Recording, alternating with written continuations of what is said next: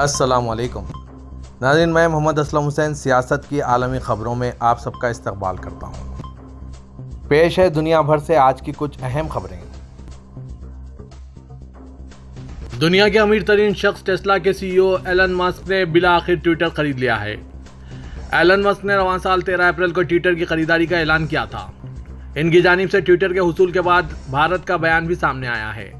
IT और information technology के वजीर मुमलिकत राजीव चंद्रशेखर ने खबर रसा एजेंसी पीटीआई को बताया कि मुल्क को उम्मीद है कि ट्विटर हिंदुस्तान में आईटी के नए कानून पर अमल करेगा।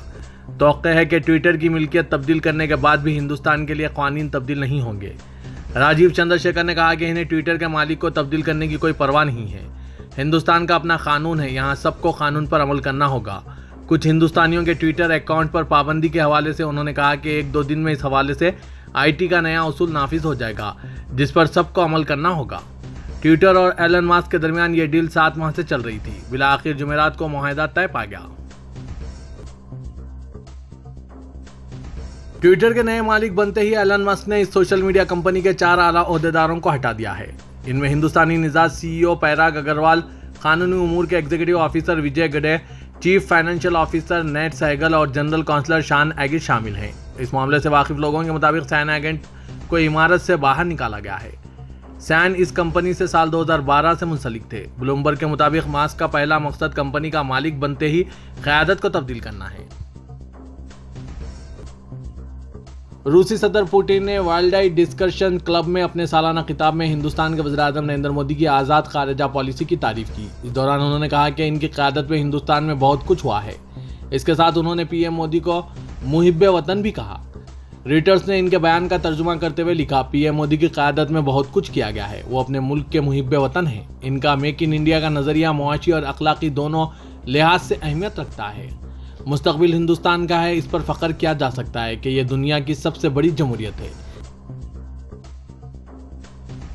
सऊदी अरब में आज खादिम हरमैन शरीफीन शाह सलमान बिन अब्दुल अजीज़ की इख्तिदार नशीनी की 8वीं सालगिरह मनाई गई। शाह सलमान तीसरी सऊदी रियासत के 7वें फरमानरवा हैं। वो इससे कबल 57 साल तक रियासत के गवर्नर की हैसियत से काम कर चुके थे। बैत से कबल वली अहद और वजीर दिफा के ओहदों पर फायज थे।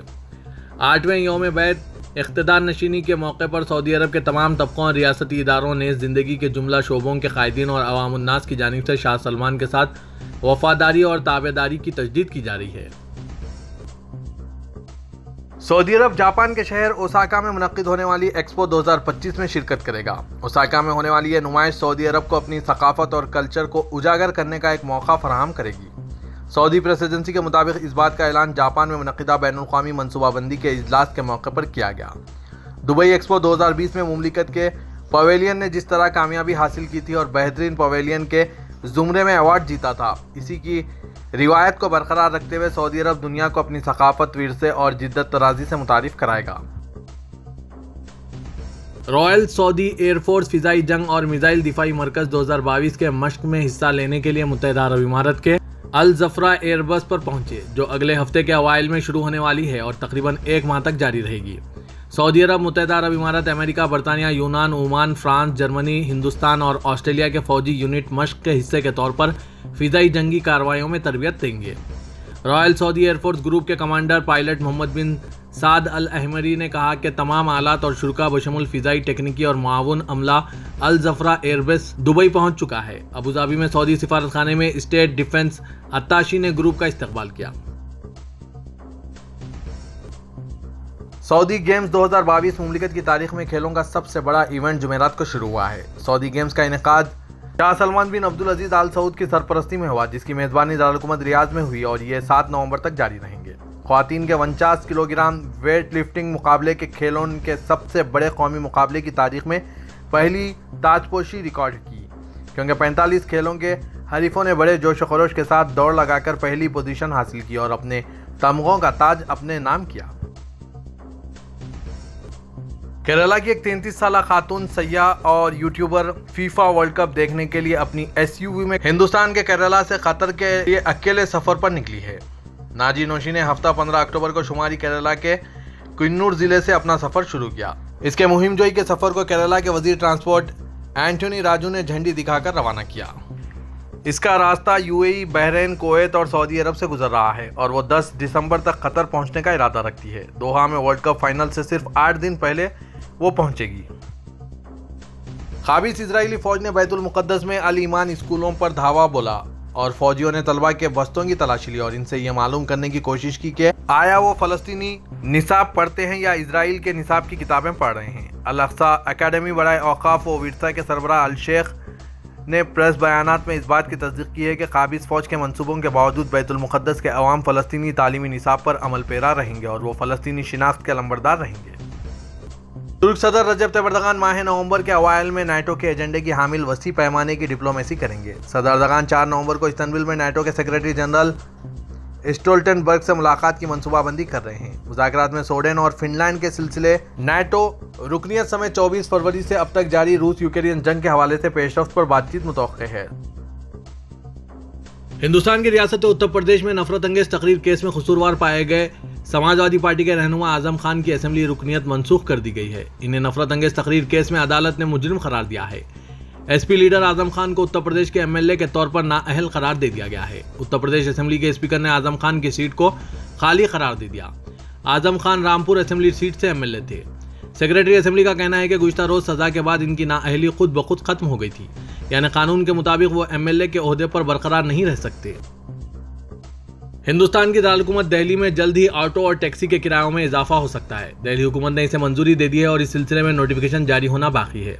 सीएनजी की कीमत में इजाफे के बाद दिल्ली हुकूमत ने यह फैसला लिया है। वाज़ेह है कि दिल्ली में आखिरी बार ऑटो रिक्शा का किराया 2020 में बढ़ाया गया था, जबकि टैक्सी का किराया 2013 में बढ़ाया गया था। साल 2020 में सीएनजी 47 रुपये किलो थी, जबकि अक्टूबर 2022 में ये 78 रुपये फी किलो तक पहुंच गई है। दिल्ली में अब तक ऑटो का किराया इब्तदाई 1.5 किलोमीटर के लिए 25 रुपये था, जो अब बढ़कर 30 रुपये हो जाएगा। इसके बाद जैसे ही मीटर डाउन होगा 9.5 रुपये फी किलोमीटर के बजाय 11 रुपये किलोमीटर का किराया लिया जाएगा। हिंदुस्तान की रियासत हरियाणा के सूरजखंड में 2 रोज़ा चिंतन शेवर के दौरान मुल्क की अंदरूनी सलामती को लेकर एक अजीब वाक़ा पेश आया। दरअसल हरियाणा के वज़ीर दाखिला अनिल विज इफ्तिताई तकरीब से खिताब कर रहे थे, लेकिन वो लंबी तकरीर करने लगे। इस पर मरकज़ी वज़ीर दाखिला अमित शाह ने इन्हें रोकते हुए कहा कि अपनी तकरीर ख़त्म करो। मालूमात के मुताबिक अनिल विज लंबी तकरीर कर रहे थे। इस दौरान उन्होंने कहा कि हमने पुलिस सुपरिटेंडेंट से 1 घंटे तक लोगों के मसाइल सुनने को कहा है। हम हफ्ते में एक बार पूरे हरियाणा से आने वाले लोगों की शिकायत भी सुनते हैं। इस दौरान हरियाणा के वज़ीर दाखिला अनिल विज ने भी कहा कि जब कोई अफसर अपनी जिम्मेदारी को ठीक से नहीं निभाता तो हम भी इसे हरासा करते हैं। अगर वो गलत काम करता है तो हम इसे सज़ा भी देते हैं, लेकिन अगर वो अच्छा काम करता है तो हम इसका बदला भी देते हैं। वज़ीर दाखिला अमित शाह ने अपना माइक ऑन किया और अनिल विज से कहा, अनिल जी को थोड़ा मुख्तसर कहना पड़ेगा। आपका वक्त 5 मिनट था, लेकिन आप 8.5 मिनट बोल चुके हैं। आप इसे थोड़ा सा छोटा कर दें, तभी प्रोग्राम आगे बढ़ेगा। हिंदुस्तान की रियासत तेलंगाना के एमएलसी के कविता ने आज जुम्मे को राजस्थान में अजमेर दरगाह का दौरा किया और चादर चढ़ाई। इससे कल उन्होंने पुष्कर जी ब्रह्मा मंदिर और नाथ द्वारा श्रीनाथ जी मंदिर भी पहुंचकर पूजा की। इनके साथ टीआरएस के सीनियर कायदीन भी मौजूद थे। कविता ने ट्वीट किया, खूबसूरत रियासत राजस्थान का दौरा किया गया है। आज से पहले अजमेर शरीफ दरगाह पर आशीर्वाद लिया गया है।